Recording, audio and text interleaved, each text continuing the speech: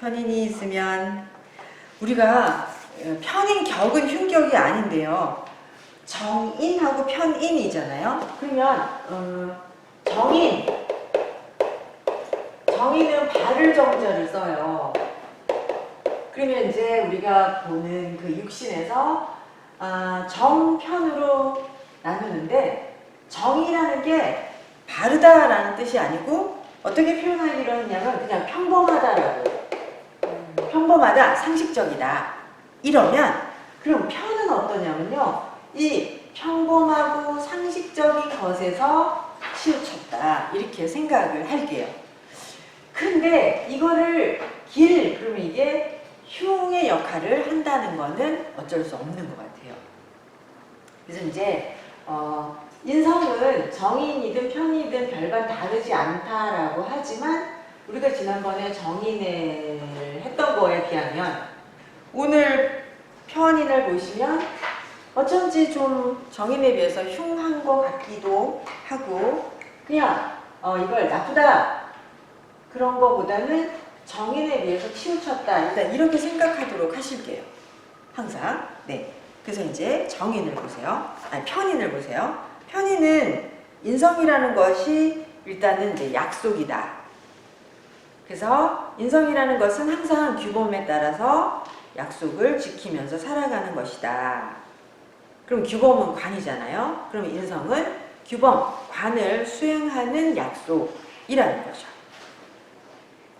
그래서 이제 5번째 줄에 보시면 편인은 전체가 인정하는 규범을 지키지 않고 전체가 인정하는 규범을 상식적으로 지키는 건 정인이죠. 정인이었어요. 자신의 기준에 따라, 그러니까 편인은 자기 기준이 중요해.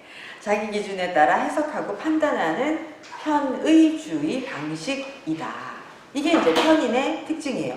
모든 면에서 편인이 좀 이런 성향이 있다. 이거를 생각해 주시면 돼요. 그래서 편인은 평범한 거를 안 좋아해요.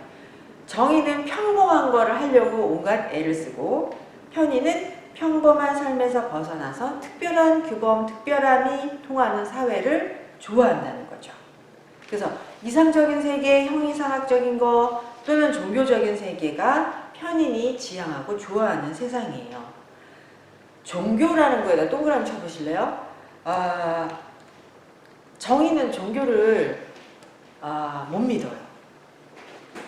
그러니까 우리가 정인이 집안이 어려서부터 뭐 천주교 집안 뭐 이렇게 그래서 뭐 모태 신앙 이게 아니면 정인들은 너 교회가 뭐 이렇게 하면은 그거를 못 받아들인다는 거죠. 왜냐면 그거는 현실적인 종교가 아니잖아요.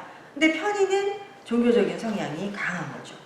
이상적이고 이렇게 현실에서 만나지 않는 구원의 세계 이런 거를 빠져들 수 있는 거는 편인이에요. 우리가 뭐 이만희 거기가 뭐라 그러죠? 신세계인가요? 아니야. 선생님 그 교회 있잖아요. 흰옷 입고. 옆에 있는 무슨 교회죠 그게? 신천지. 편인이 신천지에 갈 수 있어요. 근데 정인은 절대로 신천지를 못 가고. 저는 안 그러는데. 선생님도 안 갈 것 같죠? 아니 전 그런데 전혀 관심 없으세요? 딱 아니다 생각하면. 네. 그래서 종교적인 성향을 갖는 것, 예수님이 날 위해서 십자가에 못 박혀서 돌아가셨다를 진심으로 받아들일 수 있는 거는 편인, 정인은 안 돼요. 죽었다 깨나도 그게 안 되는 게 정인, 그게 되는 게 편인이다. 네, 그래서 이제 이런 종교적인 색채를 가질 수 있는 게 편인이다. 일단 그렇게 생각을 하시고요. 그러면 이제 정관은 정인이랑 이렇게 맞는 육신이잖아요. 그러면 정관은 편인을 이해하지 못해요. 그리고 또 편인은 또 정관을 설하죠. 그래서 정관과 편인은 짝이 잘 안 맞아요. 그 다음 밑으로 내려가실게요. 평범한 일상 속에서 편인은 살짝 이상한, 엉뚱한, 기발한 상상을 하는 그런 사람이다. 이거는 맞는 것 같아요. 근데 이렇게 쟤는 좀 엉뚱하구나, 쟤는 약간 똘끼 있구나 이렇게 생각하는 거는 이제 정관, 정인의 시각으로 보는 거다라는 거죠.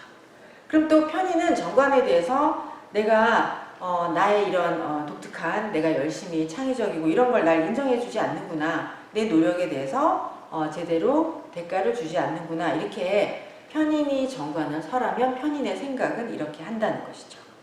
그리고 또 편인은 정인을 또 흉봐요. 아, 쟤네는 어쩜 저렇게 현실적이고 세속적으로 살아가는 거야, 이렇게 얘기를 하죠. 그래서 편인은 정신적인 삶을 중요하게 생각해요. 그리고 영혼에 대한 관심이 많은 게 편인이에요.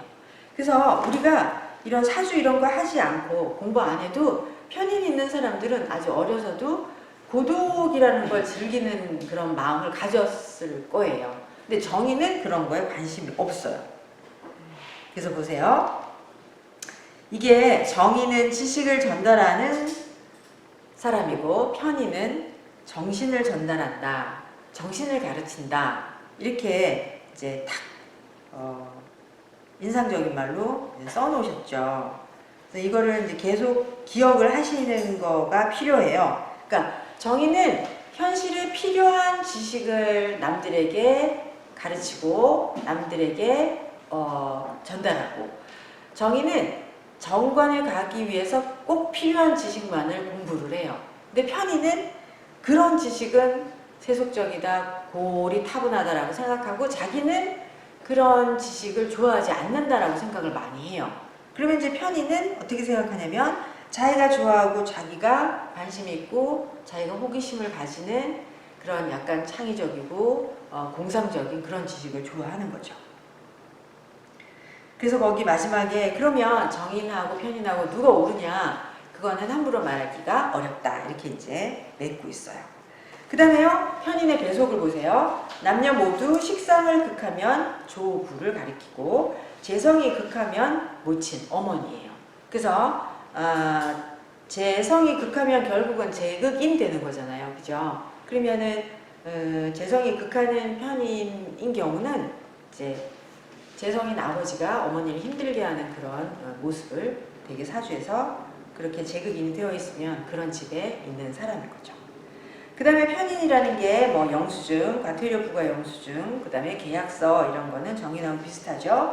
그 다음에 편인을 계모라고 한 거는 이제 계모라고 꼭 표현하시면 안 되고 살짝 그런 경향이 있는 어머니가 그럴 수도 있고 실제로 계모일 수도 있고 아닌 경우가 많이 있어요, 이 시대는. 그래서 다 계모다 이렇게 표현하시면 안 되고, 그 다음에 편인은 직업교육 선생님, 제야의 선생님이 많이 있고요. 그 다음에 학원 선생님이 많습니다. 저처럼. 네, 그래서요, 편인의 특징을 보실게요. 첫 번째, 편인은 도식하고 관설로 편인이 흉한 짓을 하는 걸 횡포라고 표현을 했어요. 그럼 관설이라는 건 뭐냐면요. 관설은 첫 번째 줄에 있는 게 관이설, 관설하는 거예요. 정관을 빼먹는 것도 관설이지만 편인은 관이라는 상대가 무엇이 필요한지를 몰라서 못 맞추는 거예요. 이게 관설이에요. 그러니까 정관의 것을 빼서 뭐 세금을 횡령하고 이런 것도 관설이지만 편인 자체가 상대라는 관을 못 맞추는 것이 그 사람이 뭘 필요로 하고 그 사람에게 적합한 행동을 못하는 게 관설이에요. 그래서 가족인 경우는 가족이 뭘 필요로 하고 가족의 전체적인 가족을 맞추려면 뭘 해야 되는지를 몰라요. 몰라서 배려를 못하는 거죠. 근데 편인은 밖에 나가면 다른 사람들은 잘 맞춘다. 이게 참 진짜 그런가? 우리 다 편인이 있으니까 한번 생각을 해보세요. 그 다음에요. 편인이 이제 식신을 상극하잖아요. 그러면 그거를 우리가 도식이라고 해요. 근데 도식이라는 표현하고 효신이라는 표현을 막 헷갈려 쓰는데 그냥 편인하고 식신이 만나면 그냥 전부 도식이라고 할게요.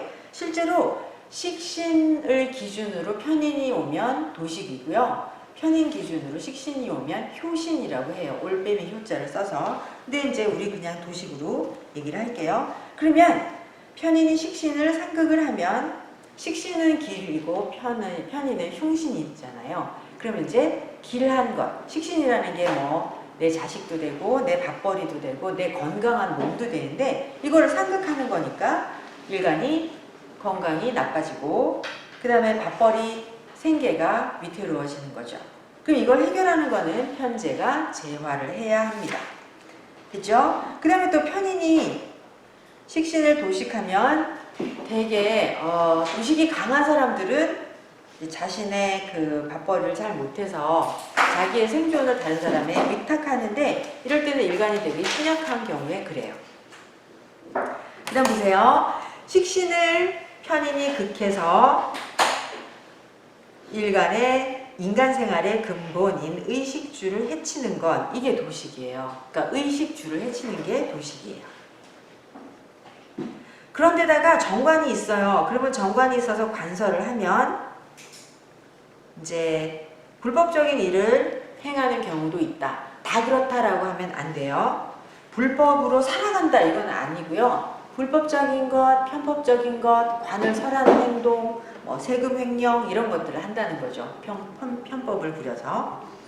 그 다음에요. 이제 도식의 관설을 하면 선생님 두 개나 나쁜 게 흉작용이 겹치는 거잖아요. 그래서 아무리 노력을 해도 일이 잘 안 되고 그렇지만 도식에 관설을 하면 주변에 도와줄 사람이 없다. 그래서 도식만 해도 가난한데 도식에다 관까지 설하면 가난이 아주 극심해진다라는 표현을 그렇게 썼어요. 가난한 귀신이 문 앞에 있어서 등잔불이 꺼진다.